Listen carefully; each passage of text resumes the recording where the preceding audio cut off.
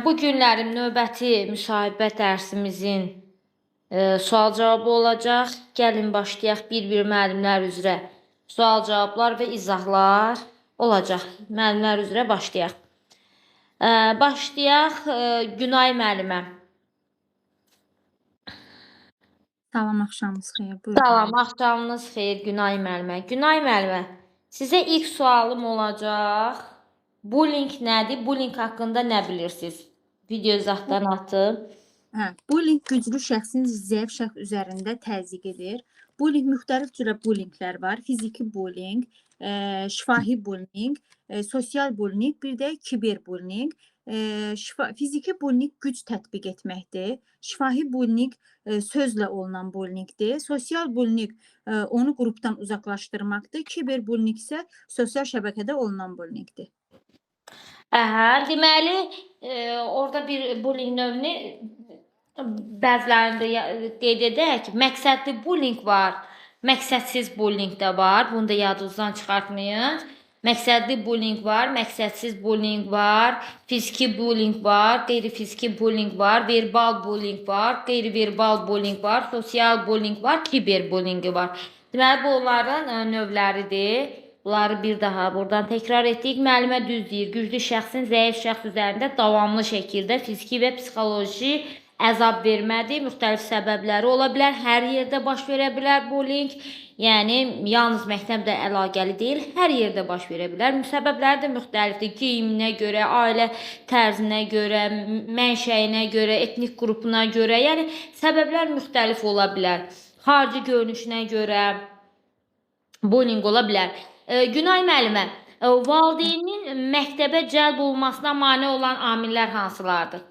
Valideyn 3 cəhətdən məktəbə cəzb oluna bilər. Birinci, iclasda konfidensiallığın pozulması. İkinci, valideynin iş saatı ilə iclasın üst-üstə düşməsi, yəni valideynin işinə iş saatının çox olması. Üçüncü də müəllimin laqeydliyi. Laqeyd yanaşması. Müəllimin dərs zamanı edəcəyi səhvlər hansılardır? Müəllim dərs zamanı özünü, yəni mərkəzdə şagird yönümlü olmalıdır. Müəllim mərkəzdə olmalı deyil. Sonra müəllim qiymətləndirmə meyarını dərsin əgər əvvəlində deyərsə, bir də müəllim deməzsə, təlim nəticəsini, bir də qiymətləndirmə meyarlarını dərsin əvvəlində elan etməsə uşaqlara, bu da səhvdir. Bu da səhvlik ola bilər. Yəni təlim nəticəsini dərsin əvvəlində deyilməlidir, dərsin sonunda. Səhvlər, yəni çoxlu səhvlər edə bilər. Yəni o səhvlərə aid misal deyə bilərsiniz ki, məsəl üçün şagird yönümlülük prinsipini pozarsa, şagirdin marağı, istəyini nəzərə almadan dərsləri təşkil edərsə, qiymətləndirmə meyarlarını və təlim nəticələrini dərsdən əvvəl şagirdlərə elan etməsə, sonra tapşırıqları şagirdlərin yaş səviyyəsinə, xüsusiyyətlərinə, səviyyəsinə uyğun olmasa, tapşırıqları məqsəddən kənar hazırlasa, standarta uyğun olmasa, məqsədə uyğun olmasa, yəni təlim nəticəsinə uyğun olmadan hazırlasa, yəni müxtəlif səbəblər olar. Müəllim mərkəzli dərslər qurarsa, dərslər zamanı, bəli, belə səhvlər edə bilər müəllimin, belə deyim, dərs zamanı edəcəyi. Məsəl üçün, bir dərsə çoxlu alt standart seçərsə, bir dərsə çoxlu təlim nəticəsi seçərsə, 3 dənəsindən artıq olmalı deyil alt standart və ya təlim nəticəsi. Çoxlu alt standart təlim nəticəsini seçərsə, bir dərs üçün, 45 dəqiqə üçün bunu reallaşdırmaq mümkün deyil. Bu da bir yanlış məqamlarıdır. Sonra təlim nəticəsini mürəkkəb şəkildə qoysa, uzun-uzun cümlələrlə şagirdlərin başa düşmədiyi, anlamadığı formada qoysa, bu da yanlış məqamdır. Belə deyək də, belə səhvlər edə bilər dərs zamanı, buraxdığı səhvlərə aid etmək olar. Ümumi təlim nəticəsi nədir müəllimə? Mənimsənilməsi nəzərdə tutulan və əvvəlcədən müəyyənləşdirilmiş təlim nailiyyətlərinin konkret bir səviyyəsidir. Ay sağ ol. Bax, ümumi təlim nəticəsi deyəndə bu tərifini qeyd edirsiniz, gözəl də qeyd etdiniz. Ümumi təlim nəticənin növləri. Hə, ümumi təlim nəticəsinin hər bir təhsil səviyyəsi üzrə təlim nəticəsi olmalıdır. Hər məzmun xətti üzrə təlim nəticəsi, hər fənn üzrə sinifin sonu üçün təlim nəticəsi, hər dərsin təlim nəticəsi. Hər dərsin sonu üçün olan təlim Təlim nəticəsi. Ay sağ olun. Aha, aha, qəşəng. Yaxşı, etik davranış prinsipləri. Müəllimin etik davranış prinsipləri hansılardır? Etik davranış prinsipləri müəllim vicdanlı olmalıdır, mədəni davranışı olmalıdır, müəllim loyallıq olmalıdır, konfidensiallığı olmalıdır, qərəzlilik olmalıdır və s. Qərəzsizlik. Aha. Qərəzsiz Deməli, qanunun aliliyi, bunları yəni siz hamınız bilin, qanunun aliliyidir, vicdanlıqdır, loyallıqdır, mədəni davranışdır, qərəzsizlikdir, ictimai etimaddır, konfidensiallıqdır. İndi peşəkarlıq, fərdi məsuliyyət əvvəlcədən var idi, indi onu birləşdiriblər, belə deyim də, daha çıxarılıbdır o ad qeyd olunmur son buraxılışda. Amma əvvəl var idi. Yəni bunlar müəllimin etik davranış qaydalarına aiddir. Əsas standart nədir müəllimə? Əsas standart tən üzrə müəyyən olunan təlim nəticələrinin məzmun xətti üzrə ümumi şəkildə ifadəsidir. Əsas standartdan məzmun xəttini izah edir, əsas standart məzmun xəttini izah edir və açıqlayır. Ay sağ olun. Təfəkkür nədir müəllimə? Baxım görün bilirsiniz təfəkkür haqqında. Təfəkkür, tənqidi təfəkkür. Ümumiyyətlə təfəkkür deyəndə nəsə başa düşürsünüz? Qarşıya çıxan məsələlərin düzgün anlamaq, təhlil etmək, problemləri səmərəli yolla həll etmək bacarığı. Ay sağ ol. Bu tənqidi təfəkkürdür. Təfəkkür idraki bir fəaliyyət, idraki prosesdir. İdraki fəaliyyətdir, bəli. Təfəkkür nədir deyəndə yadınızdan çıxartmayın. İdraki fəaliyyətdir. İdraki bir prosesdir. İnsan nəyisə düşünəndə, nəyisə axtaranda insanın təfəkkürü işə başlayır. İdraki bir prosesdir. Siz də o təfəkkürlərdən biri olan tənqidi təfəkkür haqqında qeyd etdiniz. Bəli, hansı növlərini bilirsiniz?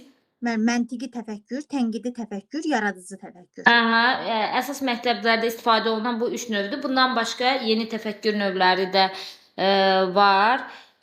Bu təfəkkür növləri belə deyim, daha çox MİQ müəllimlərə bu illərim çərçivə sənətində var idi. Sertifikasiyada yox idi.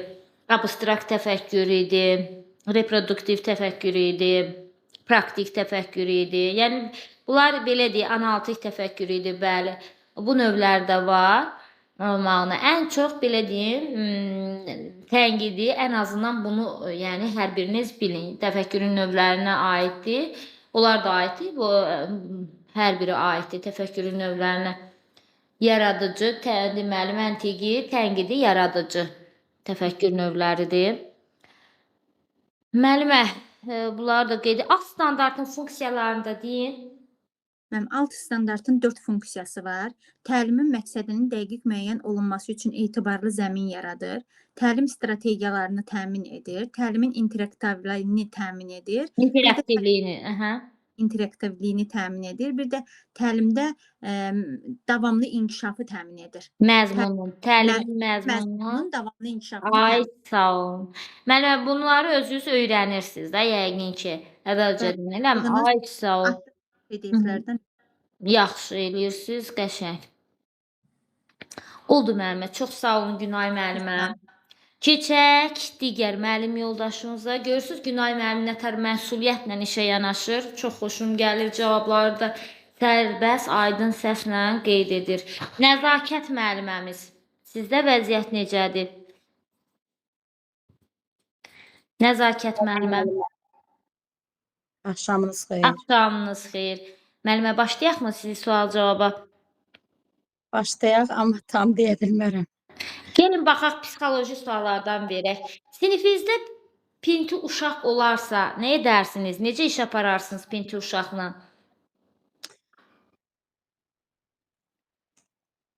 Deməli, özünlə yəni danışaram uşağın ilk növbədə. Yəni başa salaram ki, təmiz olmalıdır, sinifə gələndə təmiz olmalıdır. Sonra əgər yəni görsəm ki, davamlı elə yəni belə olur, sonra valideynlə əlaqə saxlayaram.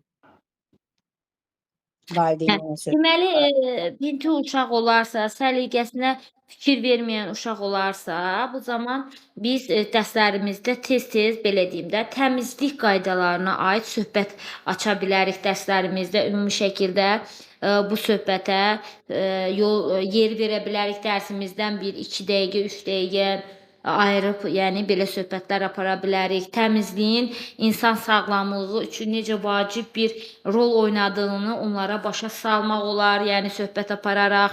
Həm məktəb əşyalarının, kitablarının, dəftərlərinin səliqəli saxlanması, geyim tərzinin səliqəli olması haqqında biz onlarla nə edə bilərik?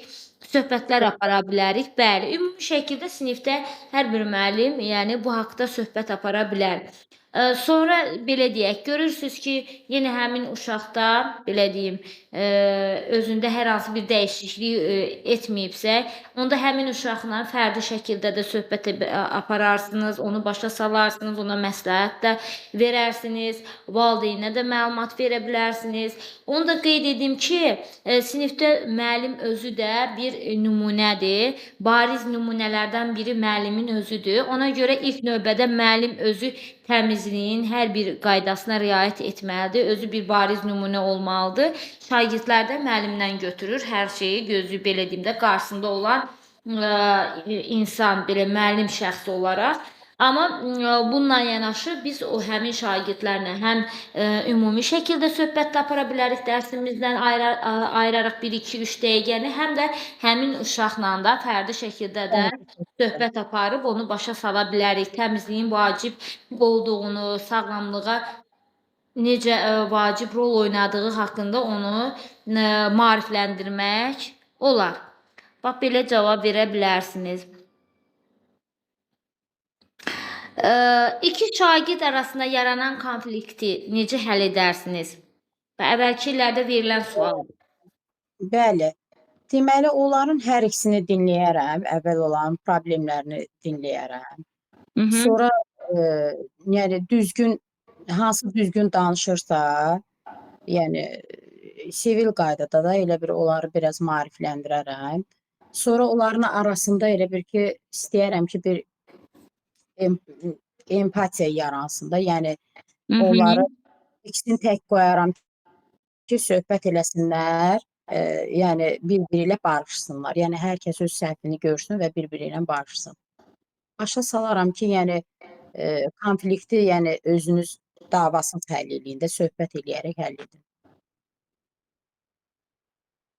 Yəni hər ikisini bir ilk növbədə dinləmək lazımdır. Problemin nə olduğunu bunu araşdırmaq lazımdır, səbəbini müəyyənləşdirmək lazımdır. Hər ikisini əvvəlcədən dinləmək doğru məqamdır.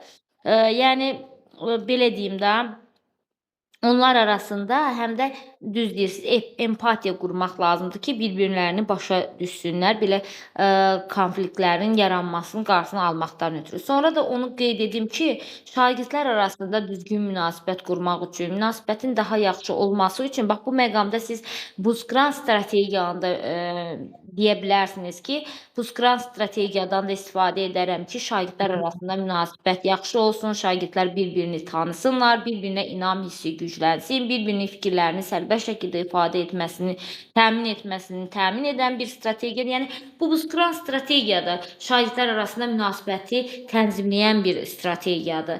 Və bundan da istifadə edə bilərsiniz. Belə bir problemlərlə siz qarşılaşmamanız üçün bunu da qeyd edə bilərsiniz bu məqamda. Bəs müəllimə, belə bir sual versə ki, şagirdlər sizi əsəbləşdirsə, hansı tədbirlər görərsiniz? Yəni aydın məsələdir ki, şagirdlər yəni əsəbləşdirə bilərlər müəllimi. Yəni ona yəni amma mən ona heç bir cəza yəni verə bilmərəm, yəni o olmaz. Yəni əvvəlcədən şagirdin yəni öz problemini təklikdə danışaram, onunla yəni problemini öyrənməyə çalışaram. Əgər faydası olmasa, valideyninə bildirərəm. Yəni yenə də olmasa məktəbin psixoloqu var, psixoloqla danışaram. Onu dinləsin psixoloq. Aha. Deməli, şagirdlər sizi əsəbləşdirərsə, əlbəttə ki, müəllim hər bir məqamda, hər bir anında səbirli, təmkinli olmalıdır. İstər şagirdlə münasibətdə, istər valideynlə, istər məktəb rəhbərliyi ilə, istər həmkarları ilə, yəni hər hansı bir münasibət zamanı mütləq səbirli, təmkinli olmalıdır ki, yəni bu münasibəti daha da belə deyək, bu problemi daha da ağırlaşdırmasın. Səbirli, təmkinli olmaq lazımdır və əsəbləşdirən şagirdləri əvvəlcə həmin şagirdin özünün belə deyək də, problemin nə olduğunu, nə səbəbdən bu cür reaksiya verdiyini, bu cür hərəkətlərin etdiyini müəyyənləşdirmək lazımdır. Bunun üçün bəzən də məsəl üçün sinifdə bir uşaq, iki uşaq belə problemli, belə əsəbləşdirən uşaqlar olarsa, həmin uşaqlarla fərdi söhbət apararaq səbəbini öyrənmək lazımdır. Ondan belə deyim, həmin şagirdə tövsiyə də edə bilərsiniz, məsləhət də verə bilərsiniz və əgər görürsünüz ki, sizin söhbətinizin bir nəticəsi yoxdur, valideynə də müraciət edə bilərsiniz. Heç bir nəticəsi olmasa psixoloqa da müraciət edə bilərsiniz. Yəni bunlar etap-etap, addım-addım gedən məqamlardır. Yəni beləliklə bu şəkildə siz bu problemi aradan qaldıra bilərsiniz. Bəli. Aha. Müəllimə, bəs Bəli. şagirdlərlə necə ünsiyyət qurursunuz? Şagirdlərlə münasibətiniz necədir sizin? Çalışıram uşaqlarla səmimi olum, mehriban olum, gülərüz olum. Sonra onlara dərs zamanı yəni onlar üçün sərbəst bir mühit yaradım ki, onlar öz maraqlarını ifadə edə bilsinlər, yəni öz fikirlərini sərbəst bildirsinlər. Yəni onlarla ən çox səmimi münasibət qurmaq lazımdır şagirdlərlə. Mən bilirəm ki, mən bunu etmişəm. Mən yəni öz şagirdlərimlə çox səmimiyəm, həddindən artıq. Səmimi, mehriban, gülərüz, onların maraqlarını, istəklərini nəzərə alan, onların qəlbinə yol tapan bir müəllim obrazı olarsınız. Çalışarsınız ki, belə deyim, onlar üçün dəstəkləyici mühit yaradan bir mühit qurasınız dərslərinizdə də. Əlbəttə ki, siz belə bir sual versəm, bəs siz şagirdlərlə dost olarsınızmı? Yox, şagirdlərlə müəllim dost ola bilməz. Müəllim də, şagird də şagirddir. Aha, bəli, dost olmaq düzgün deyil. Çünki dost elə bir şəxsdir ki, o dosta hər bir sirrini verilən bir şəxsdir. Hər bir sirri dostla paylaşmaq olur. İndi şagirdlə bütün sirlərinizi durub, yəni dostcasına paylaşmaq bu düzgün deyil. Şagirdlə müəllim arasında bir pərdə saxlanılmalıdır, pərdə olmalıdır. Müəllim-şagird münasibəti qorunub saxlanılmalıdır. Bəli, dost olmaq olmaz. Çox sağ olun Nəzakət müəllim. Sizlə biraz psixoloji suallar üzrə danışdıq. Keçək digər müəllim yoldaşımıza. Rəsul adı ilə qoşulmuş müəllimə hansı müəllimə idi? Müəllimə, gələn dəfə məndən xahiş edirəm, o birilərini də soruşarsınız. Baş üstə müəllimə. Sağ olun. Gələn dəfə sizdən metodika üzrə sual cavab eləyəcəm. Bəli. Rəsul adı ilə qoşulmuş müəllimə səsi açırsınız. Axşam xeyir. Axşamınız xeyir. Adınız necə idi müəllimə? Şahnaz müəllim.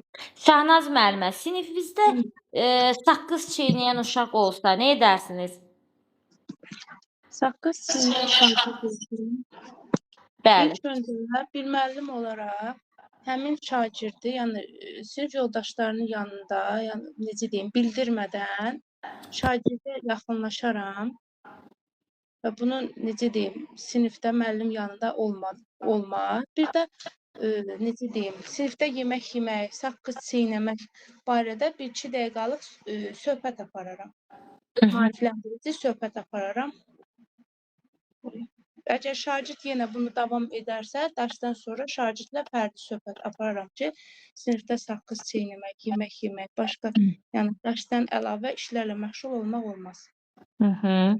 Deməli, ümumiyyətcə sinifin effektiv idarə olunması üçün müəllimin prosedur gözlənti qaydaları əvvəlcədən olmalıdır. Onu uşaqlara öyrətməli, məşq etməli, möhkəmləndirməlidir ki, tədris ili ərzində belə hallarla müəllim qarşılaşmasın.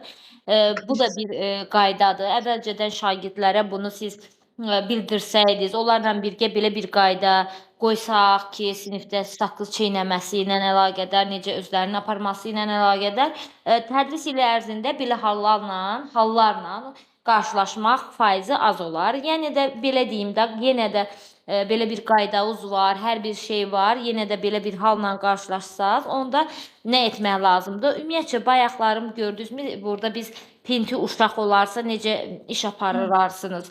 Eynən elə bir eyni etapdır. Burada da belə bir uşaqlar olarsa, saqqız çeynəyən uşaqla qarşılaşdığımız zaman problemi necə həll edərsiniz? Yenə dərsimizdən 1, 2, 3 dəqiqəni, 5 dəqiqəni saqqız çeynəməyin, saqqızın insan sağlamlığına necə zərər vurduğunu, necə təsir etdiyi haqqında onlarla söhbət apararam və bu söhbət əlbəttə ki, saqqız çeynəyən bir şagirdə müəyyən bir təsiri olacaq. O həmin saqqızı neyniyəcək?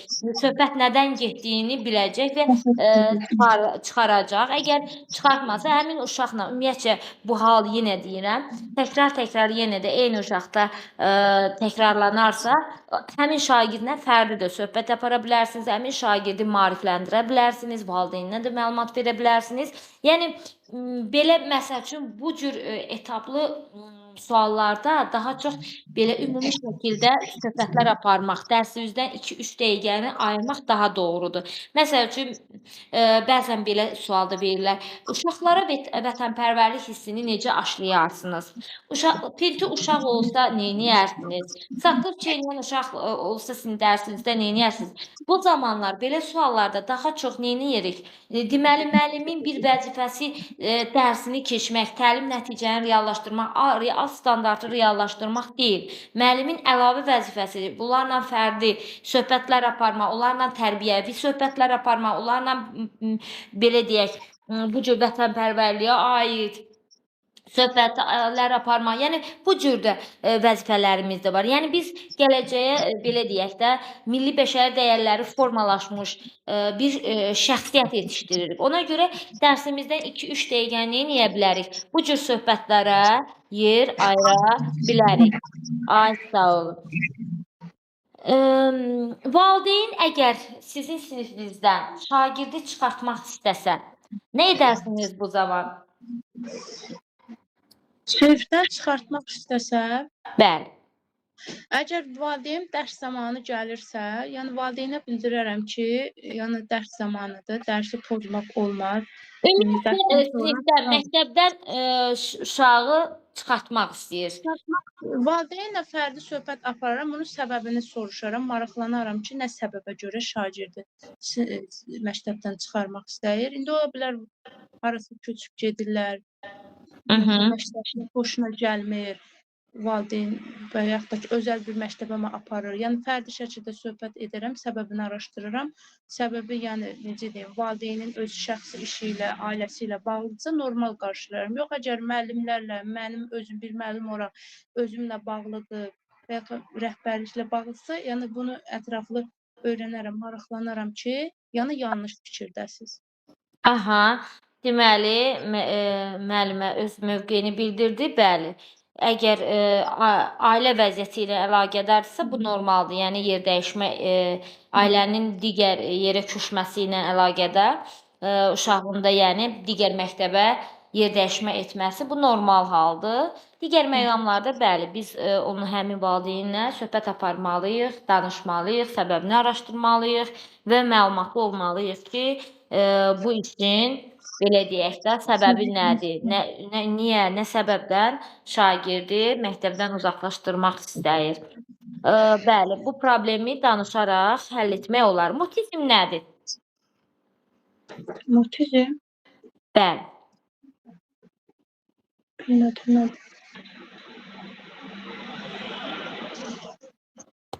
Bilmədim, müəllim. Sözün düzünü desəm, baxmamışam dərslərə heç. Belə Necə baxmamısınız, ay Şəhnaz müəllimə? heç sözün düzü vaxtım olmadı baxmağa. Hə. Gələn dərs yenə sual cavab eləyəcəm. Oldu müəllimə? Öyrənərsiz, PDF-lərdə var. İndi digər müəllim yoldaşımıza verəcəm o sualı. Burada da qulaq asarsınız. Çox sağ olun müəllimə. Sağ olun. İlahə müəllimə. İlahə müəllimə, MİQ-ə gedən müəllimə yox. Digər İlahə müəllimə açsın səsi. Sertifikasiya üzrə gedən müəlliməmiz. Axşamınız xeyir müəllimə. Axşamınız xeyir müəllimə. İlahə müəllimə, bayaq digər müəllim yoldaşımıza verdik. Siz deyin görün, mutizm nədir? Mutizm danışa bildiyi halda danışmaqdan imtina edən Etməsi, bəli. psixoloji bir problemə deyilir və bu da mən bilən iki cür olur. Total və selektiv mutizm növləri. Bəli. Total əslində biraz yaşlı insanlarda mən bildiyimə görə olur. Yəni danışa bildiyi halda heç kimlə ünsiyyətə girmək istəmir. Yəni öz sözlərini yazılı şəkildə ifadə eləmək istəyən insanlara deyəndə deyilir bu total mutizm. Selektiv mutizm isə uşaqlar elə bil ki, yalnız bir və ya bir neçə şəxslə elə bil ünsiyyət eləmək istəyirlər. Yalnız onlarla məsələn danışmaq istəyir, onlarla göz Aysa, kontaktına seçir da. girməkdən çəkinir. Ünsiyyət Bəli, elə qurmaq istədiyi insanları seçir. Bəli, selektiv. Ona görə elə adından da o bilindiyi kimi elə bil ki, onlar belə az da olsa maraq göstərsələr də ünsiyyətə girməyə, elə bil duyğu və düşüncələrini jest, mimik elə bil Mimikaların vasitəsilə köməyi ifadə ilə etməyə ifadə üstünlük edilir. verirlər. Əhə. Bəli, Deməli deməli doğru deyirsiniz müəlliməm. Hə. bəli, Mutizm uşağın danışa bildiyi halda danışmaqda imtina etməsidir. Total mutizm psixoloji bir ümumiyyətlə, problemdir. bəli, total mutizm ümumiyyətcə danışmaqdan imtina edir. Heç kimlə ünsiyyət qurmaq istəmir. Selektiv Fikrini yazılı şəkildə bəli. ifadə etməyə çalışır. Aha, ay sağ ol. Selektiv mutizmdə isə bir və ya bir neçə insanı seçir, onlarla başlayır ünsiyyət qurmağa, digərlərlə ünsiyyət qurmur. Bu deməli mutizm haqqında idi. Məlumatınız olsun. Məlumatınız olsun. Müəllimə, sizin ixtisasınız Fizika. fizika. Fizikanın məzmun xəttləri. Fizikanın məzmun xəttləri deməli birinci fiziki kəmiyyətlər, onların ölçülməsi. Həmişə o yadımdan çıxır biraz. Və bu məzmun xəttləri çox vacibdir, yəni. Onları əzbər bəli bilməliyik. Mütləq biz onları ümumiyyətcə məzmun xətti nədir? Nə bilirsiniz Düz məzmun demişəm. xətti Fiziki haqqında? kəmiyyətlər ölçmə, eksperimental fizika, klassik mexanikanın əsasları, sonra elektrik maqnit və elektromaqnit sahələri, molekulyar kinetik nəzəriyyə və termodinamikanın əsasları, rəqslər, dalğalar, optika, bir də maddənin atom nəzəriyyəsi, kvant fizikası və astrofizika. Mən belə fikirləşirdim ki, bəlkə 10-11-lərdə köhnə məzmun xəttləri işlədilir. Amma siz bizə PDF göndərmisiniz. Əvvəl məndə də o PDF olub çıxartdırmışam. Bizim metodistimiz çox yaxşı işləyir. Sizdən yaxşı olmasın. Hər birimizə hər fənnin deməli göndərib Məzmun fən xəttlərini verir. kurikulumu. Fən kurikulumu, bəli. Mən orada baxıram ki, Salih xanım, 10-11-ləri də yeni məzmun xəttləri ilə işlənilmiş verilib. Ona görə biz mütləq gərək icmallarımızda bunu tətbiq eləyək. Aha. Müəllimə, məzmun xətti haqqında bəs nə bilirsiniz? Gəlin onun haqqında da biraz danışaq. Məzmun xəttini mən az hissəli bilirdim, amma çox hissəliymiş. Çünki baxıram ki, məzmun xətti həm yəni ki, növü çoxdur da, çox təhsil necə deyim sizə, təhsil Məzmun məqsədləri xətti üçün. özü nədir? Onun haqqında nə deyə bilərsiniz? Nədir məzmun xətti? Fən üzrə təlim nəticələrinin reallaşmasıdır məzmun xətti. Təmin etmək üçün müəyyən olmuş məzmunun zəruri hissəsidir. Zəruri Hər hissəsidir. fən Yəni o həm üzrə təhsil səviyyəsinin sonu üçün tətbiq olunur. Hər məzmunun xətti üzrə o yəni təlim məzmun xətti nəticələridir. olur. Müəllimə, sizin dediyiniz təhsil səviyyələri üzrə Siz məzmun məzmun xətti. xətti. Hə, mən indi məzmun xəttini deyirəm. Bax, düz dediniz tərifini. Bir də onu deyim ki, hər fən üzrə şagirddə formalaşdıracağı bacarıqlar üzrə müəyyənləşir. Hər fən üzrə formalaşdıracağı, şagirddə formalaşdıracağı bacarıqlar üzrə müəyyənləşdirir. Ana xətti, leytomotivdir, dəyişməzdir, Leytomotivdir, bəli, əsas dəyişməzdir. hissədir, binövrədir. Bunlar məzmun xətti haqqında olan əsas məqamlardır. Təlim nəticəsi nədən çıxarılır müəllimə? Təlim nəticəsi alt standartdan. Alt standartdan. Bəs təlim nəticədən nə çıxarılır? Meyarlar. Meyar. Rəyin nə əsasında verirsiniz? Rəyi də mən belə meyara əsasən veririk. Nəyərə əsasən? Hansı rəylərdən istifadə edirsiniz dərslərdə? Konstruktiv rəylərdən Konstruktiv. istifadə Nədir edirik. konstruktiv rəy? Gələcəyə yönümlü, şagirdin bacarığını artıra bilən, onun necə deyərlər, həvəsdən salmayan, yenidən işləməyə Stimul verər. yönəldən, Aha, yenidən. səhvlərini belə birbaşa keçmişə yönəklik deməmək də, yəni demək lazımdır ki, Gələcəyə yaxşıdır. yönəlik olur. Bəli, məsələn, məqsədə çatmısan, əsas məqsədləri işləmisən, bunu da bu şəkildə işləsən daha yaxşı olar. Məsələn, məsələ həlli tətbiqlərində biz deyə bilərik ki, sən məsələn bu düsturu başqa bir necə deyim sizə, kəmiyyəti də nəzərə alsan daha asan yolla həll eləyə bilərdin. Cavabı daha düzgün ala bilərdin. Yəni bu cür gələcəyə yönümlü, onun səhvlərini də bu şəkildə vermək lazımdır. Deməli, konstruktiv rəydə birinci doğru məqamlar qeyd olunur, sonra Bəli. yanlış məqamlar qeyd olunur, sonra həmin yanlışı düzəltmək üçün istiqamət verilir və yenidən həlli tapşırılır. Yəni gələcəyə yönəlik olur, şagirdi inkişafa aparır. Şagirdi belə Bəli. deyim, idraki fəallığa yönəlik olur, konstruktiv rəy. Sonra konstruktiv rəy spesifik, dəqiq, aydın olur, anında verilir konstruktiv rəy. Gecikmiş rəy deyil, məqsədə uyğun rəydir, məqsəddən kənar rəy deyil, həssaslıqla verilir. Gecikmiş rəy deyil, məqsədə də uyğun rəydir. Gələcəyə yönəlik və şagirdi inkişafa aparan, şagirdi istiqamətləndirən, bəli, rəydir.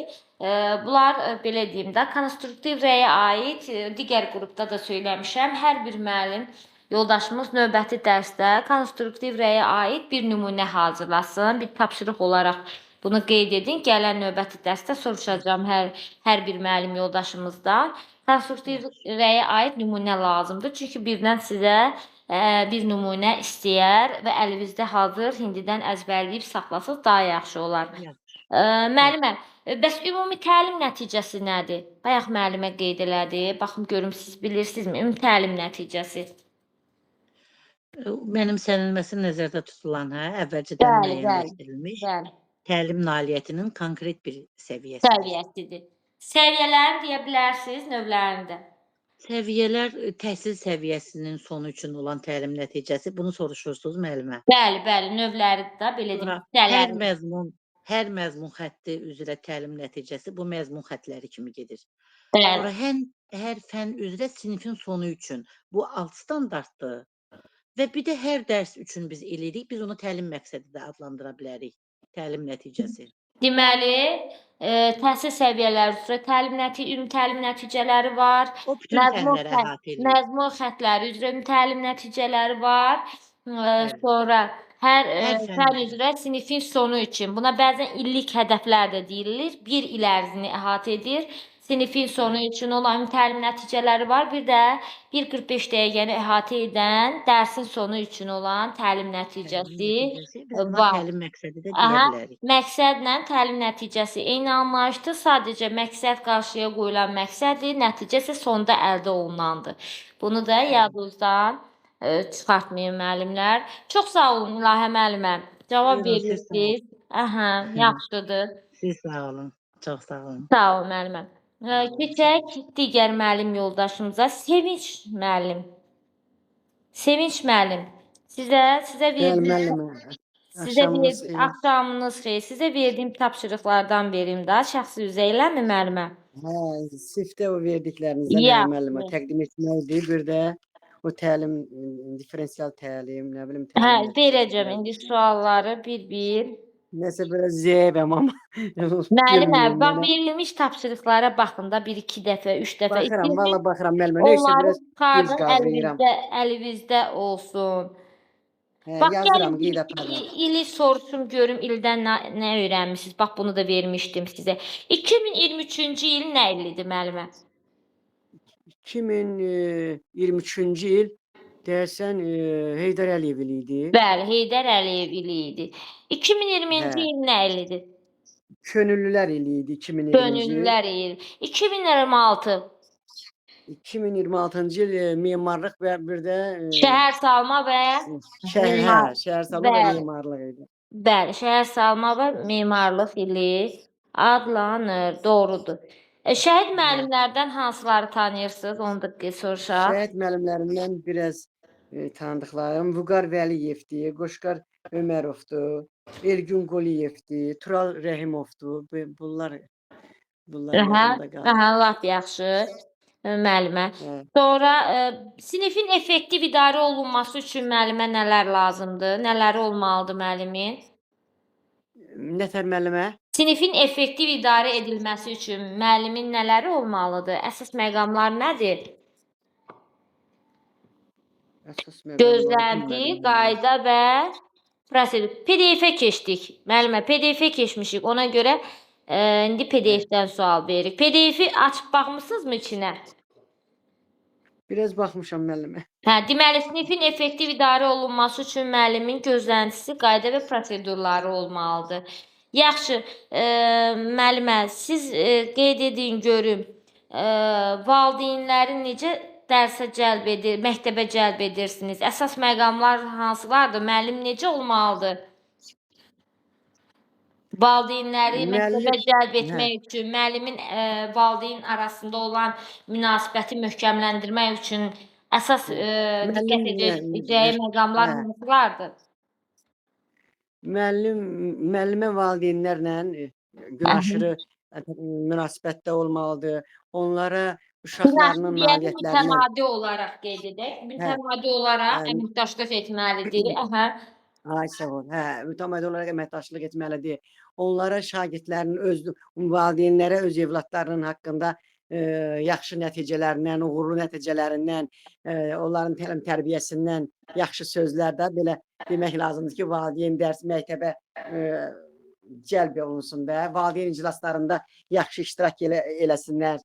Müəllim valideyn münasibətini yaxşı yaratmalısan da belə, nə bilim. Müəllimə, əsas məqamları da qeyd edək də. Deməli, müəllim israrlı olmalıdır. Müəllim təşəbbüsü ələ almalıdır. Müəllim valideynlə empatiya qurmalıdır. Müəllim konfidensiallığı qorumalıdır. Müəllim hər halında valideynin anladığını göstərməlidir. Əsas məqamlar bunlardır. Ya bir də müəllim valideyn münasibəti, ilk münasibət pozitiv qurulmalıdır. Valideynlə bir sual verim. Təhdid üsbucağı deyəndə nə başa düşürsüz? Şagird, müəllim, valideyn.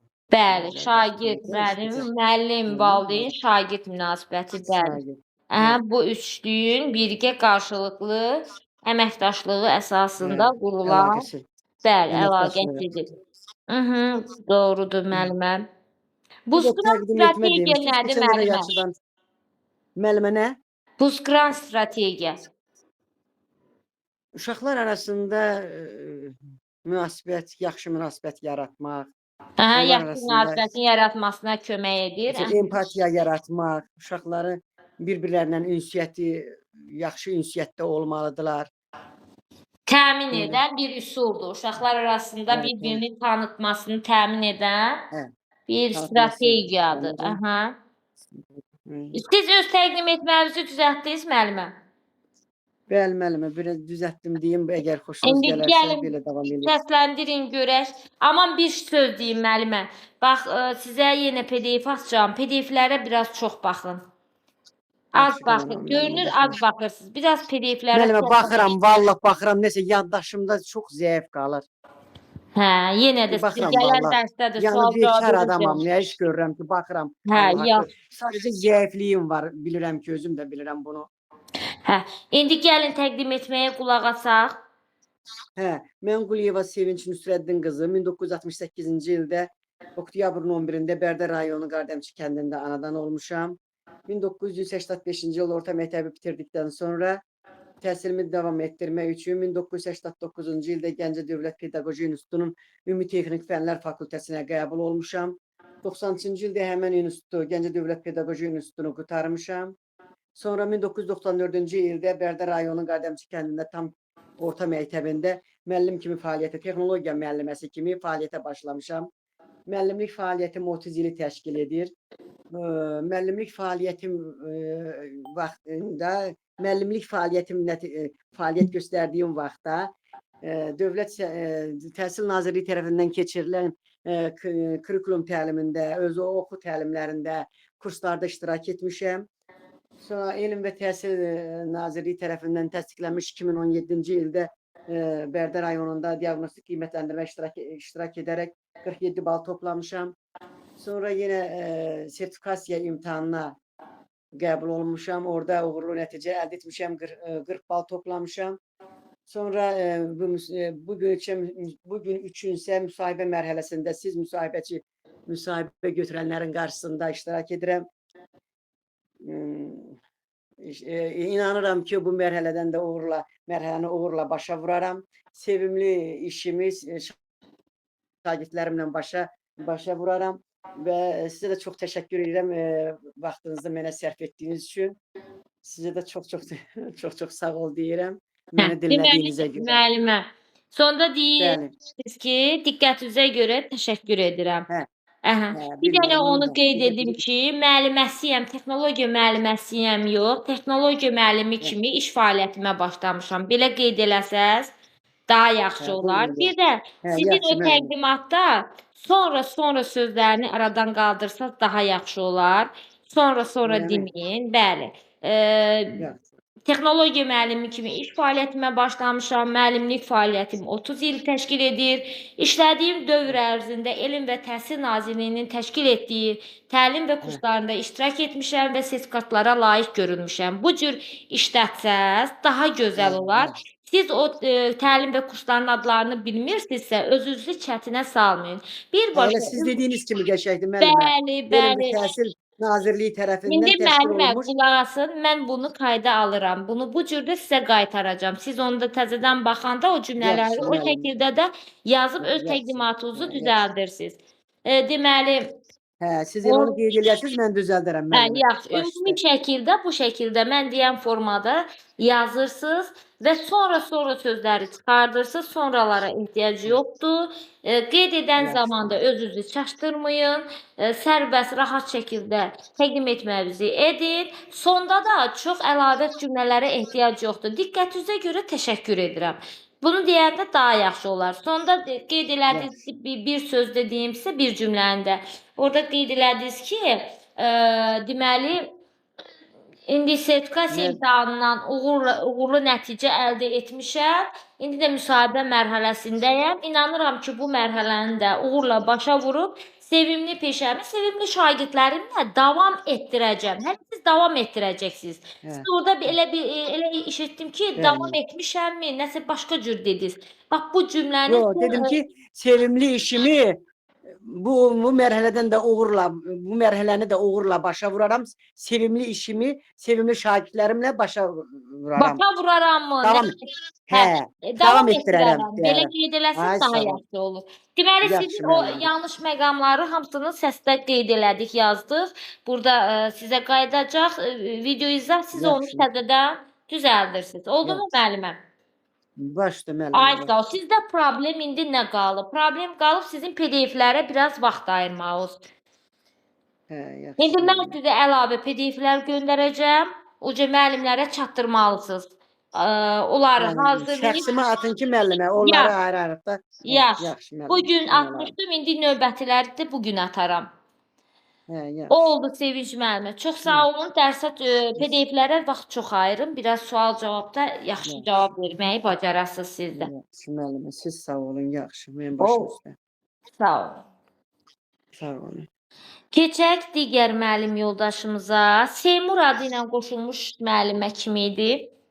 Müəllimə, axşamınız xeyir. Mənəm Cənanə müəllimə. Cənanə müəllimə. Sizdə vəziyyət necədir müəllimə? Şükür müəllimə, yaxşılıqdır. Siz yaxşı olasınız. Cənanə müəllimə, bir-iki sual verək mi sizə? Bəli, müəllimə. Psixologiyadan, metodikadan verə bilərsiniz.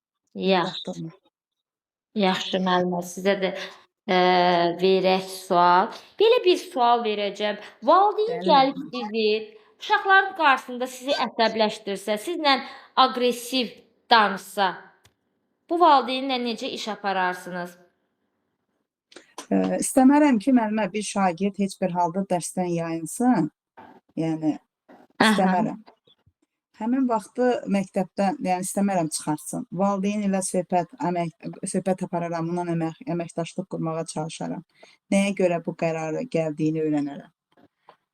Yox, bu Sonra valideyn gəlib sizi sinifinizə daxil olur və şagirdlərin qarşısında sizlə aqressiv danışır. Bu hə, valideynə nə deyərsiniz, nə edərsiniz? Bu problemi necə həll edərsiniz? hə müəlliməm, valideyn deyirsiniz. Mən elə bilirəm valideyn deyirsiniz sinifdən uşağı çıxartsa. Yox, valideyn gəlib əsəbi şəkildə uşaqların qarşısında sizinlə aqressiv danışır. Hə, onda mən özümə qarşı bir anlıq tutularam, yəni pis olaram, yəni amma onu biruzə vermərəm da, istəmərəm. O bilsin tutulmağımı, amma özümdə pis olaram. Valideynlə danışaram da, yəni dərsdən sonra ki, günah nə idi? Söhbət, yəni onunla söhbət apararam. Səbəbini İstəmərəm ki, araşdırarsınız ki, nə bəli, səbəbdən səbəbi belə araşdıraram ki, yəni nəyə münasibətdir. görə? Bəli. Deməli, ilk öncə yadınızda saxlayın. Həmin valideyni çalışmalısınız ki, sinifdən kənarlaşdırasınız. Çünki siz Bəli. uşaqların qarşısındasınız. Uşaqların qarşısında o cür münasibət doğru deyil. Bəli, səbirlə, təmkinlə hərəkət eləməlisiniz. Müəllim həmişə səbrini, təmkinini qorumalıdır. Təmkinini qorumalıdır, Bəli, bəli. gözləməliyəm. Valideyn Bəli. aqressiv sizə münasibət qurursa, siz də aqressiv Mən şəkildə ona ona hüquq olmalı münasibət deyiləm. qurmalı deyilsiniz. Yəni cavab verməli deyilsiniz. Siz səbirli təmkininizi qoruyursunuz və çalışırsınız ki, valideyni sinifdən uzaqlaşdırasınız. Çünki siz dərsdəsiz, dərs zamanı sizin vaxtınız yalnız şagirdlərə həsr olunmalıdır. 45 kənar, bəli, 45 dəqiqə Harca şagirdlərə borcluyuz. Kənar o bir dövlət tələbidir. Kənar işlərə məşğul olmalı deyilik, kənar işlərə vaxt ayırmalı deyilik. Ayırmalı Çalışaraq deyilik, valideyni kənarlaşdıraraq və valideyninə bildirərək dərsdən sonra fərdi şəkildə söhbət aparacağını, səbəbini araşdıracağını, niyə bu cür reaksiya verəcəyini dərsdən Ona sonra danışacağını araşdırın. qeyd edə bilərsiniz. Amma öz dərsinizi qaldığınız yerdə nə edirsiniz? Mən də davam edərəm. Davam Bəli, davam edirsiniz. edirəm. Bəli. Amma Bəli, dərsdən müəllim. sonra həmin valideynlə nə Bəli. edirsiniz? Söhbətimi apararam. Söhbət apararsınız ki, niyə bu şəkildə münasibət bəsləyib Aqressiv sizə? ol, səbəbini Özdə öyrənərəm. şagirdlərin qarşısında, bəli. Qarşısında. Bəli, Bəli. müəllim. Ay sağ olun. Müəllimə, alt standart nədir? Hə. Alt standart. Alt standart müəllimə funksiyalarını deyim də, alt standart. Nə bilirsiniz? Ümumiyyətcə sizə yadınızda saxlayın.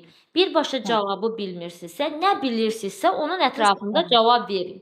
Bəli. Alt standartın 4 təlim funksiyaları var onların. Həm məqsədi dəqiq müəyyən olunması üçün etibarlı zəmin yaradır. Təlim strategiyalarının düzgün seçilməsində mühüm rol oynayır. Təlimdə inteqrativ təlim təmin edir. Təlim məzmununun davamlı inkişafını təmin edir.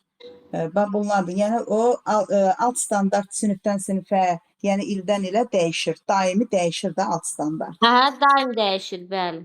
Bəli.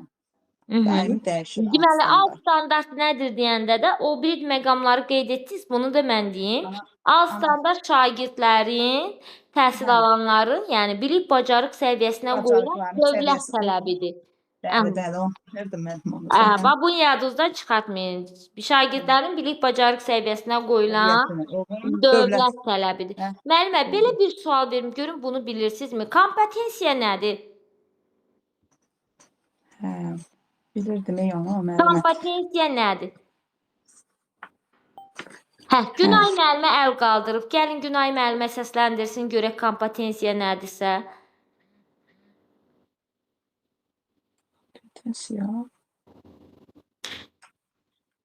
Kompetensiya.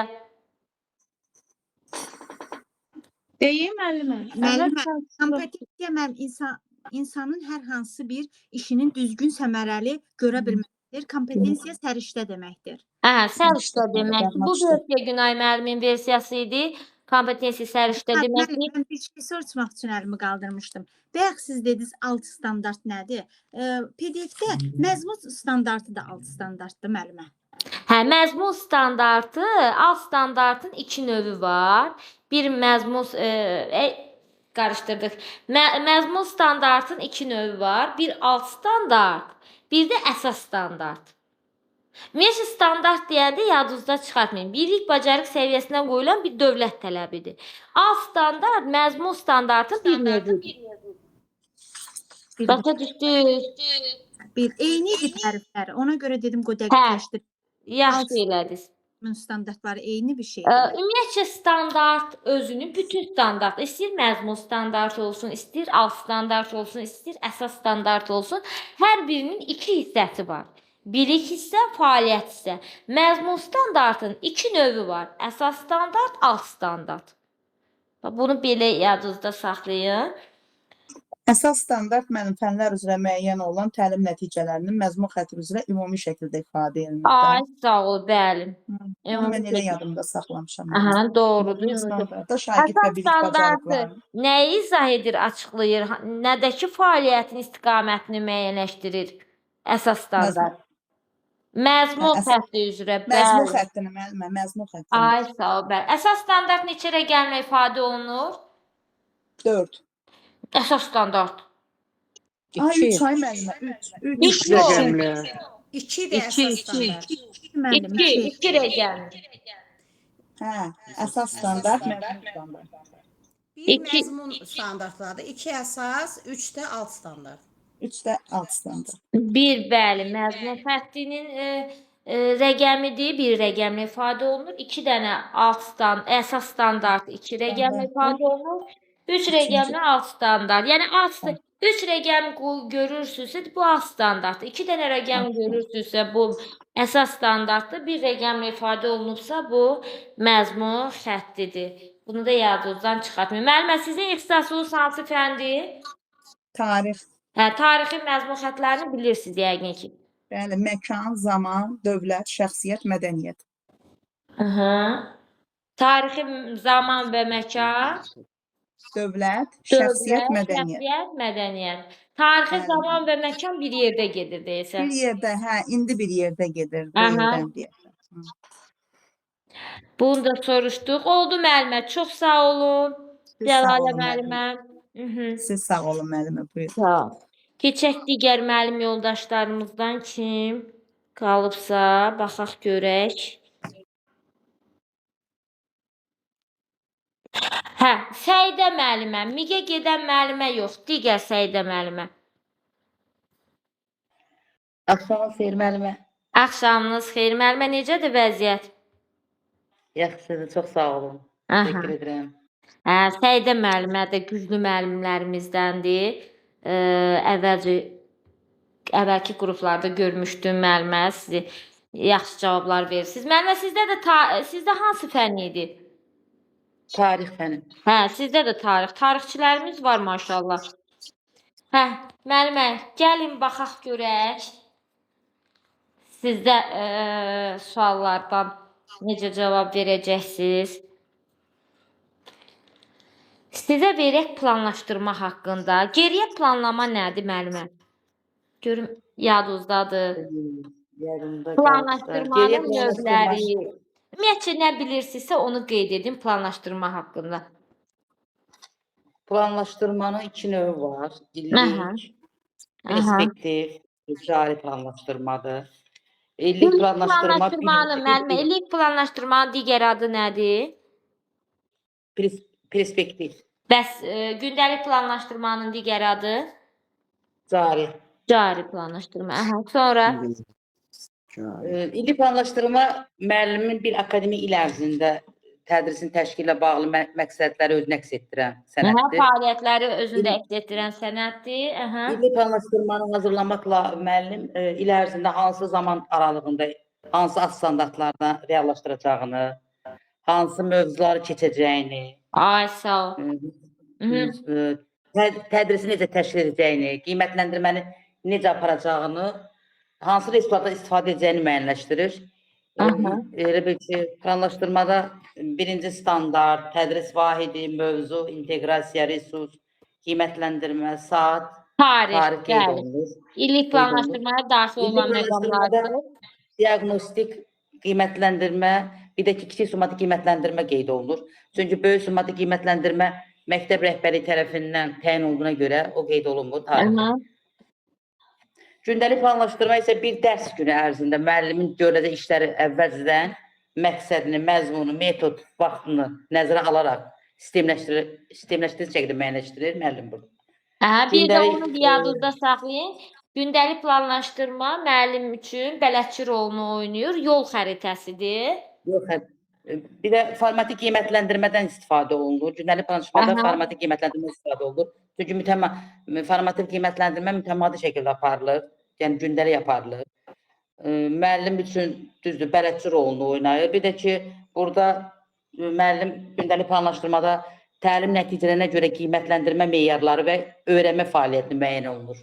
Yəni burada təlim nəticələrinə görə müəllim Həm qiymətləndirmə gündəlik meyarları. planlaşdırma müəllimin elə bir sağ qoludur, belə deyək də. Müəllimin həm həyəcanını azaldır auditoriya qarşısında, həm dərsin sistemli təşkilini təmin edir, həm təlim nəticələrinin daha rahat şəkildə reallaşmasını təmin edir, müəllimin hiss həyəcanını azaldır, müəllimin belə deyim də, dərsinin sistemli şəkildə təşkilində mühüm rol oynayır. Bəli. Gündəlik Geriyə planlaşdırma. planlaşdırmadan geriyə planlaşdırma ən gec yadında qalan planlaşdırmadır. Bir bilirəm ki, birinci nəticə Yadınızda- qiymətləndirmə Aha. fəaliyyət. Nəticə, Nəticə, qiymətləndirmə, təlim fəaliyyət, fəaliyyəti. Bəli. fəaliyyət. Geriyə planlaşdırmanın ardıcıllığıdır. Deməli, nəticə ən sonda olandır, onu əvvəlcədən müəyyənləşdirir. Ona görə buna deyirlər nəticədən planlama. Geriyə planlama və yaxud da nəticədən planlama. Ən sonda olan nəticəni əvvəlcədən müəyyənləşdirir. Ona görə buna deyirlər geriyə planlama. Ardıcıllığı da müəllimə düz deyirsiniz. Nəticə birinci müəyyənləşdirir, sonra qiymətləndirmə, sonra da təlim fəaliyyəti. Həm qiymətləndirmə, həm də təlim fəaliyyəti hər ikisi nəticəni reallaşdırır, nəticəyə xidmət edir hər ikisi də. Aha, planlaşdırma haqqında da biraz təkrar etdik burada. Müəllimə, bəs siz valideynlərlə nə zaman əlaqə saxlayırsınız? Valideynlərlə ilk növbədə hər bir müəllim valideyn dərsinin əvvəlində əlaqə saxlamalıdır valideynlərdən. Yalnız Yəni, dərsin çünki- əvvəlində saxlayırsınız? Xeyr, dərsin mütəmadi olaraq əlaqə saxlamalıdır valideynlə. Ay, İlk sağ ol. növbədə əgər müəllim sinif idarə etməyə başlayırsa, orada proseduru var, qaydası var, gözləntisi müəyyən edilirsə, dərsin əvvəlində hər zaman əlaqə Bəli, saxlamalıdır. mütəmadi olaraq valideynlə əlaqə Mütəmadi olaraq. saxlanılmalıdır. Bəli. Yəni valideynlə Biraz- əlaqə saxlamağın müəyyən bir vaxtı, tarixi qeyd etmək düzgün deyil. Mütəmadi olaraq valideynlərlə qarşılıqlı əməkdaşlıq əsasında əməkdaşlıq edirəm, qeyd edə bilərsiniz. Bəli. PDF-lərdən verin. Necə Səidə müəllimə? Bugünkü PDF-lərə baxmışam, o biraz əvvələ qayıda bilməmişəm. Hə, biraz mən ümumi şəkildə sizlə sual-cavab edirəm. Aha. Bunu da qeyd etdik. Bəs kurikulumun tərifi necə idi müəllimə? Yadınızdadır? Kurikulumun öz tərifi. Kurikulum nədir? Kurikulum nədir? Belə bir sual verirsə. Aha. Məzmunu, keyfiyyəti, Yox, təhsilin təşkili, məzmunu, qiymətləndirmə. Təhsilin məzmunu, təşkili və qiymətləndirməsi ilə bağlı bütün məsələləri məsələləri. özündə əks etdirən konseptual sənəd. Ay, sağ ol. Bu Konseptuallıq da təhsilin yenilik formaları deməkdir. hansıları idi? Gəlin belə biraz təkrar eləyək. Təhsilin formaları. Təhsilin formaları, onu desin müəllim. Bəli, bəli. Formal, Müəllimdən deyə bilərəm. Formal, informal, qeyri-informal, formal, informal. formal, Yəni, qeyri-formal, informal. Qeyri-formal, Ay, informal. doğrudur müəllim. Formalda dövlət sənədi verilir, qeyri-formalda dövlət sənədi olmur. Aha. Amma informalda isə yalnız necə deyim, Özü öz başına üzərində. öyrənmə təhsildir. Özlü Özlərinin təhsil çalışması yolu ilə təhsil. biliklərin əldə olunmasıdır informal. Deməli, formal sonda dövlət təhsil sənədinin verilməsi ilə başa çatır. Qeyri-formalda, müxtəlif kurslarda, dərnəklərdə, fərdi məşğələlərdə təşkil olunur. Sonda dövlət təhsil sənədi verilmir. Informal isə özlü təhsil yolu ilə biliklərin əldə edilməsidir. Doğrudur müəllimə. Çox sağ olun Səidə müəllimə. Sağ olun, çox sağ olun. Siz sağ olun. Keçək tamam müəllimə. Axşamınız xeyir. Axşamınız xeyir müəllimə. Müəllimə, siz təhsil alma formalarını qeyd edə bilərsiniz.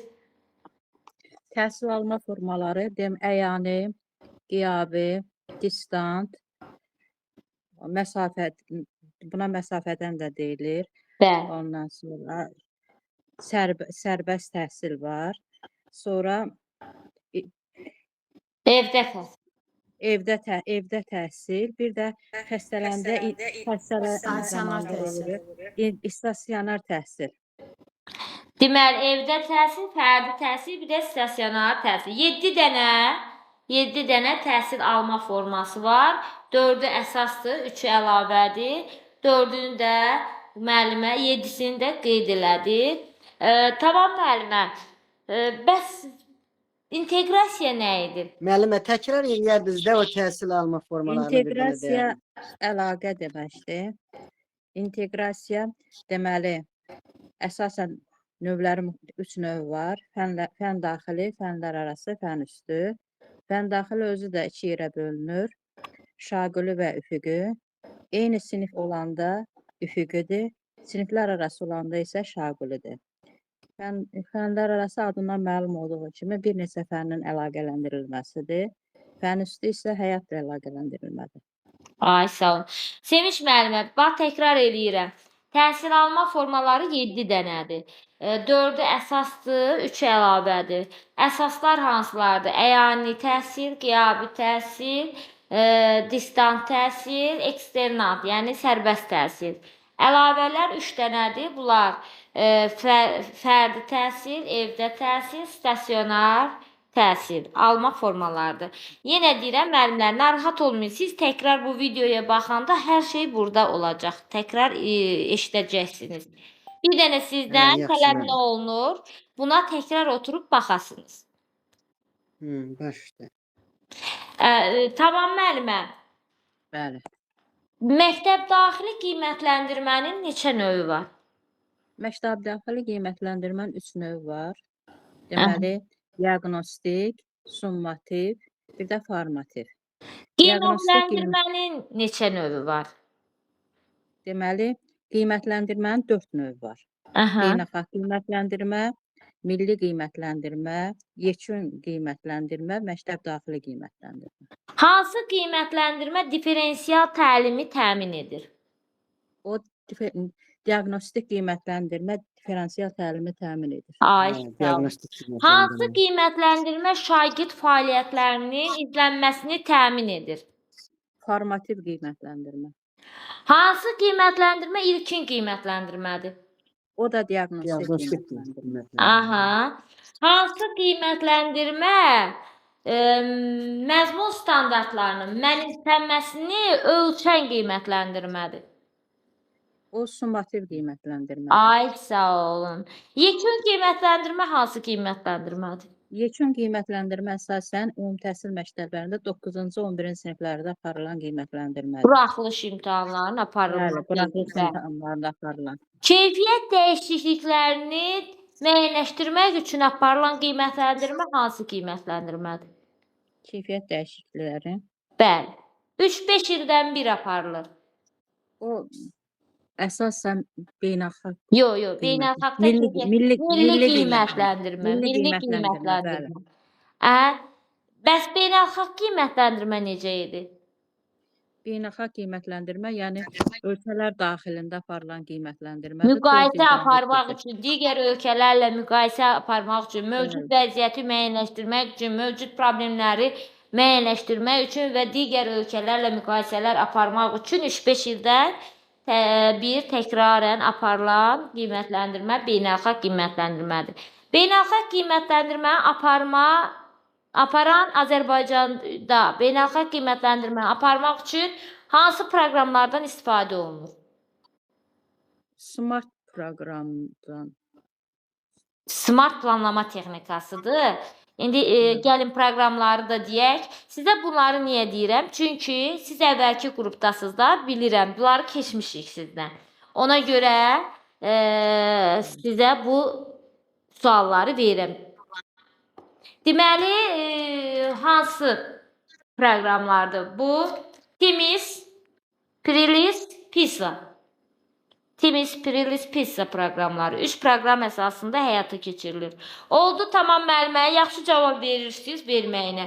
İndi sonuncuya da burada qeyd etdik, yadınızdan çıxması. Timis, Prilis, Pizza beynəlxalq qiymətləndirmə aparma proqramlarıdır Azərbaycanda. Oldu müəllimə, çox sağ olun, tamam müəllimə. Sağ olun. Aha. Siz də sağ olun. Qaldı bizdə hansı müəllim yoldaşımız? Baxaq görək. Alidə müəllimə.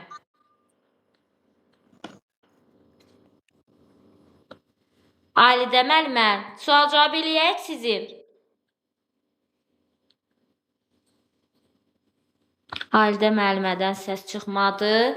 Qaldı bizdə Mig müəllimimiz. Bir Mig müəllimimiz. Bəli, müəllimə. Hə, gəl, açdı səsini. Hə, lap yaxşı. Müəllimə, diaqnostik qiymətləndirmə haqqında nə bilirsiniz? Diaqnostik qiymətləndirmə ilkin qiymətləndirmədir. Dərs ilinin əvvəlində, bölmənin əvvəlində, şagird sinifini dəyişdikdə, məktəbi dəyişdikdə həyata keçirilir, barometr rolunu oynayır və müəllimin illik planlaşdırılmasına təsir edir. Planlaşdırmanın, tədrisin effektiv planlaşdırmasının və tədrisin effektiv təşkil etməsində mühüm rol oynayır, diferensiallaşmanı təmin edir, ilkin şagirdlərin bilik bacarıq səviyyəsinin müəyyənləşdirilməsi üçün təşkil olunan qiymətləndirmədir, diaqnostik qiymətləndirmə. Bəs formativ qiymətləndirmə? Formativ qiymətləndirmə gündəlik qiymətləndirmədir və şagirdlərin inkişafının Təmin edir, irəliləyişini, bəli. öyrənilməsi üçün aparılan qiymətləndirmədir. Şagirdi olduğu yerdən olacağı yerə aparan qiymətləndirmədir. Ay, sağ olun. Gündəlik olaraq şagird fəaliyyətlərinin izlənməsini təmin edən qiymətləndirmədir. Şagirdi inkişafı aparan qiymətləndirmədir. Məzmun standartlarının mənimsəməsini təmin edən qiymətləndirmədir. Şagirdi olduğu yerdən olacağı yerə aparan qiymətləndirmədir. Meyarlar əsasında aparılan qiymətləndirmədir. Ay, sağ olun. Bəs summativ qiymətləndirmə haqqında nə deyə bilərsiniz? Summativ qiymətləndirmə şagirdlərin nailiyyətlərinin ölçülməsi məqsədi ilə aparılan qiymətləndirmədir. Bölmənin sonunda və yaxud ortasında həyata keçirilir. Summativ qiymətləndirmənin də iki növü var. Həm kiçik summativ qiymətləndirmə, həm də böyük summativ qiymətləndirmə. Böyük summativ qiymətləndirmə məktəb rəhbərliyi tərəfindən aparılır və yarım ilin sonunda həyata keçirilir. Deməli, burada müəllimə vaxtını qeyd etdik. Bayaq biz diaqnostik qiymətləndirmədə vaxtını demədik. Və diaqnostik qiymətləndirmədə tədris ilinin əvvəlində, dərs və bölmələrin əvvəlində, sinifə yeni şagird gəldikdə, sinifdən sinifə, məktəbdən məktəbə şagird keçdikdə, şagirdlər keçdikdə, belə deyim, yarım illərin əvvəlində aparılan qiymətləndirmə diaqnostik qiymətləndirmədir. Müəllimə qeyd etdi, kiçik summativ qiymətləndirmə, deməli, bəhs və bölmələrin sonunda, kiçik summativ qiymətləndirmə, bəhs və bölmələrin sonunda, bəzən də bölmə daxilində də aparıla bilər, kiçik summativ qiymətləndirmədən söhbət gedir. Böyük summativ qiymətləndirmə il ərzində 2 dəfə, birinci və ikinci yarım ilin sonunda həyata keçirilir. Bir də onu qeyd edim ki, bir yarım il ərzində 3 dənədən kiçik summativ qiymətləndirmə sayını deyim, 3 dənədən az olmamalıdır, 6 dənədən də çox olmamalıdır. Alidə müəllimə, onda siz yarım il qiymətləndirmənin qiymətini necə çıxardarsınız böyük summativ olmadığı zaman? Böyük summativ qiymətləndirmə olmadıqda kiçik summativ qiymətləndirmələr toplanılır və summativ qiymətləndirmələrin sayına bölünür. Əgər böyük summativ olsa? Yoxdursa. Varsa, düstur var da düstura əsasən. Kiçik summativ qiymətləndirmənin, yəni çıxarılacaq qiymətləndirmənin 40%-ni, böyük summativ qiymətləndirmə isə 60%-ni təşkil eləyir və o düstura əsasən çıxarırıq biz. Deməli, kiçik summativləri toplayırsınız, sayına bölürsünüz, alınmış nəticənin 40%-ni tapırsınız, böyük summativin isə 60%-ni tapırsınız. Sonra 40%-dən 60%-nin nəticələrini toplayırsınız. Bu olur yarım il qiymətin çıxarılması qaydası. Əgər böyük summativ varsa. Yoxsa müəllimə düz deyir. Əgər böyük summativ yoxdursa, onda kiçik summativləri toplayırsınız, sayına bölürsünüz. Bəs Son illər hazır proqramlar var, onun əsasında daha asan bəli, çıxarır. sonda onu bilirik, bəli. Asan olması üçün elə istifadə olunur bəzən. Bəs illik qiyməti necə çıxardırsınız? İllik qiymətləndirməni çıxarmaq üçün birinci və ikinci yarım ilin qiymətləri toplanılır və 2 yerə bölünür. Bəli, 2 yerə bölünür. Oldu müəllimə, çox sağ olun. Sizin də məlumatınız var.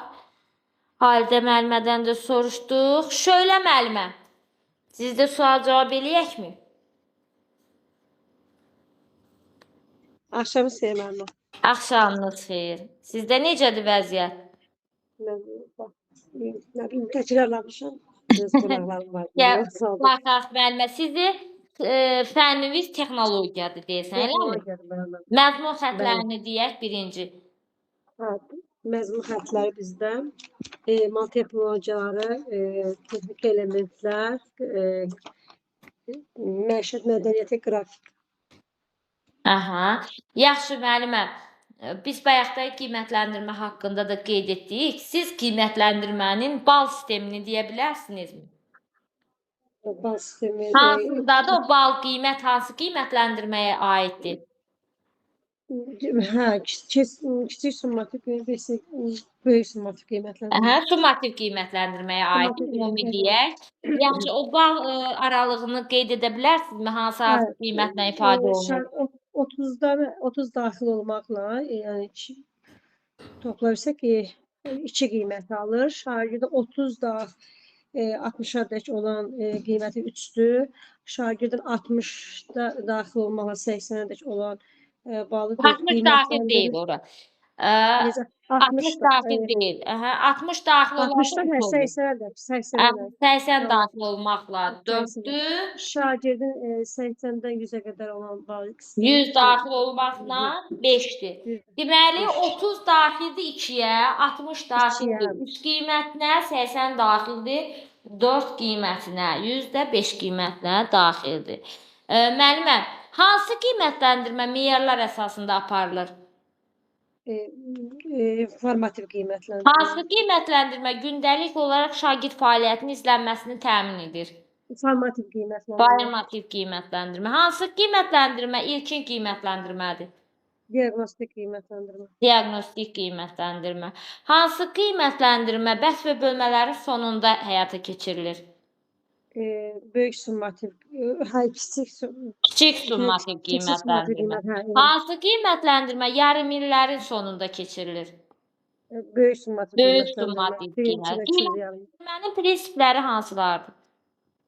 Prinsipləri deyəndə mən Aha, 2 dənə əsas prinsip var idi. Görüm yadınızdadırmı? hə, qoy sağ olun.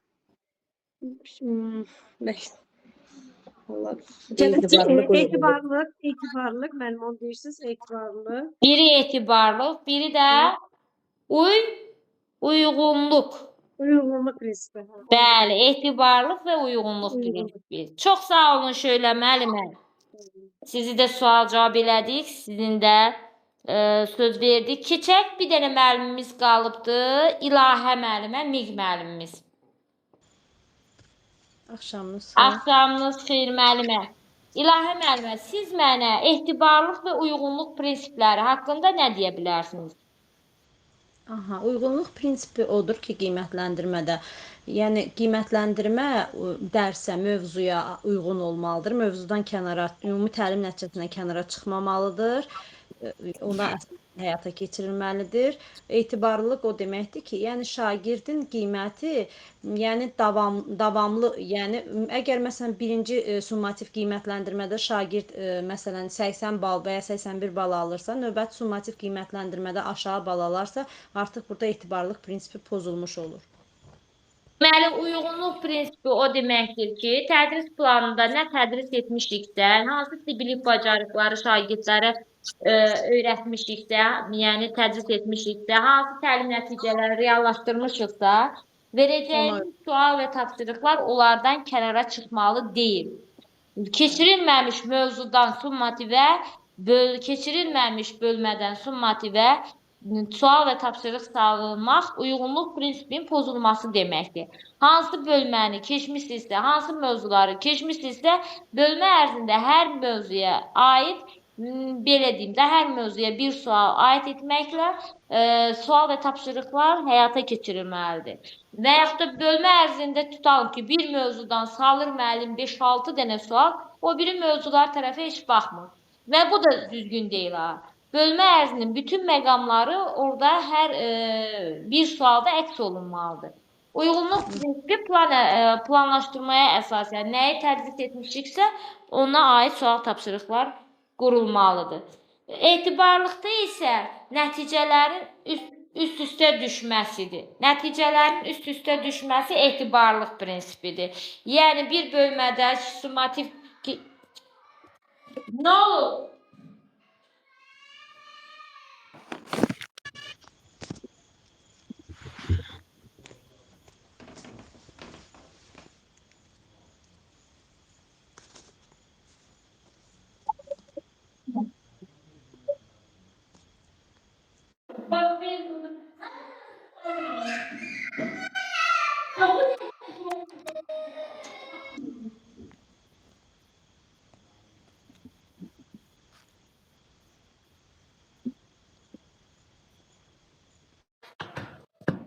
Etibarlıq prinsipi də deməli davamlıq deməkdir. Məsəl üçün bir bölmədə siz keçmisiniz, hansı alınan nəticə məsəl üçün 80%dirsə, həmin bölməyə aid yadınızdan çıxartmayın. Həmin bölməyə aid həmin testi məsəl üçün 1 aydan 2 aydan sonra verirsiniz. Əgər 80% təşkil edirsə, deməli etibarlıdır. Və yaxud da 80% ətrafında təşkil olunursa etibarlı sayılır. Amma məsəl üçün 80%-dən düşüb 60% nəticə alsa etibarlıq prinsipi pozulmuş hesab olunur. Bəzən bir bölmədə məsəl üçün eyni tapşırıqları 2 aydan sonra verib etibarlığı yoxlayır. Bəzən də eyni bölmənin tapşırığı bir dəfə bir cür tapşırıqlar verir. Bir dəfə ona eyni bölmədə, eyni mövzulardır. Sonra başqa bir ona aid həmin mövzulara, həmin bölməyə aid fərqli tapşırıqlar verir. Yenə də burada nəticələr, çünki eyni bölmədə axı. Nəticələr necə olmalıdır? Eyni olmalıdır. Nəticələr üst-üstə çıxmalı, davamlı olmalıdır. Buna deyirlər etibarlıq prinsipi. Qiymətləndirmənin növləri hansıları oldu İlahə müəllimə? Milli qiymətləndirmə, beynəlxalq qiymətləndirmə, bir də məktəb daxili qiymətləndirmə. Biri də var. Yekun qiymətləndirmə. Yekun qiymətləndirmə. Yekun qiymətləndirmə bilirsiniz hansı qiymətləndirmədir? Bəli, buraxılış siniflərdə yekunda alınan qiymətlər 9, 11-ci siniflər üçün. Aha, beynəlxalq qiymətləndirmə necədir? Beynəlxalq qiymətləndirmə, səhv eləmirəmsə PISA, sonra TIMSS, Prilis, PISA proqramları vasitəsilə həyata keçirilir.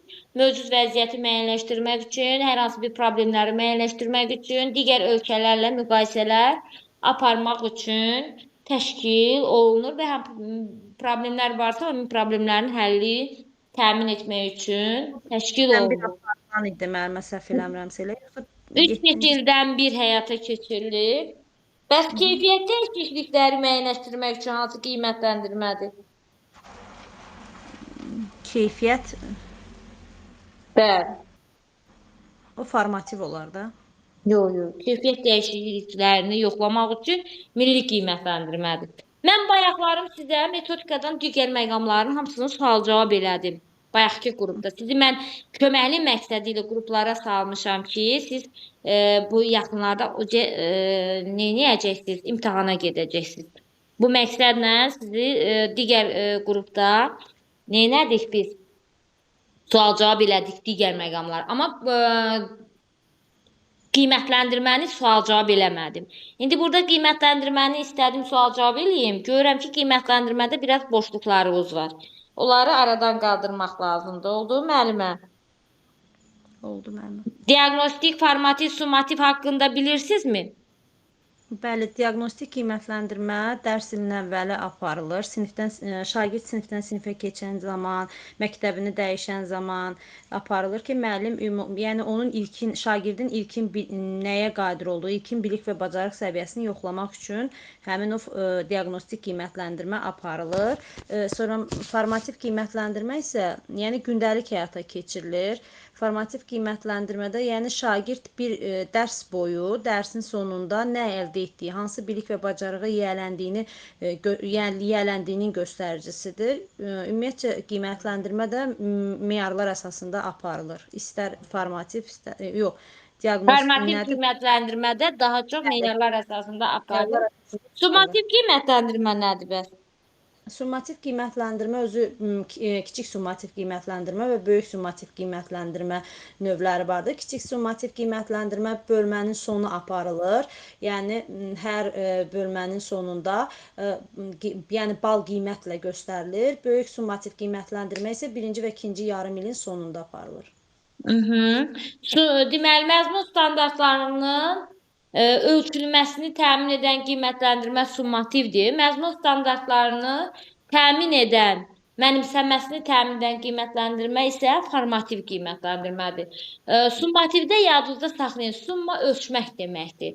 Ölçmək sözünü görəndə yadınızdan çıxmaması bu summativ qiymətləndirməyə aid olur. Rəsmi qiymətləndirmə hansıdır bunların içərisində? Təbii ki, kiçik və böyük summativ qiymətləndirmə, Ümumiyyətlə ümumi deyək, summativ qiymətləndirmə rəsmi qiymətləndirmədir. Sinif jurnalına qeyd olunur, gündəliyə yazılır, bal qiymətlə qeyd olunur. Bəs diaqnostik və formativ qiymətləndirmə rəsmi qiymətləndirmə sayılır? Yox, rəsmi qiymətləndirmə sayılmır. Formativ qiymətləndirmə, yəni meyarlara görə aparılır. Diaqnostik qiymətləndirmə də, yəni onun müəyyən bir rəylər yazılır da, yəni sonda İşarələrlə göstərilir. Neçə suala düz yazıb, hansı sualı düzdür, hansı sual səhvdir, sayı nə qədərdir? Bəli, sonda rəy Diaqnostik qiymətləndirmənin nəticələri harda saxlanılır? şagird portfoliyasında. Aha. Hər bir şagird portfoliyasında Bəs saxlanılır. formativ qiymətləndirmənin nəticəsi harda qeyd olunur? Gündəlikdə. Gündəlikdə. Bir də formativ qiymətləndirmə jurnalında. Bəli. Formativ qiymətləndirmə jurnalında, bir də məktəbli kitabçasında, yəni gündəlikdə formativ qiymətləndirməni qeyd olunur. Formativ qiymətləndirmə məktəbli kitabçasında sizcə meyar yazılır, yoxsa rəy yazılır? Meyar əsasında. Meyar əsasında aparılır, amma gündəliyə nə yazılır? Rəy yazılır. Rəy yazılır. Yadınızdan çıxartmayın. Keçən il verilmişdi bu sual. Yaxşı, əla kimi sözlər yazılır da, səhv eləmirəmsə. Rəy yazılır, rəy. Yox, açıq şəkildə rəyi necə verirsiniz? Rəy qeyd olunur. Artıq gündəliklər də dəyişilib, rəy yazmaq üçün uzun yer ayrılıbdır. Yəni rəyin qeyd olunması. Dərsə hazırdır, dərsə hazır deyil, tam hazırdır.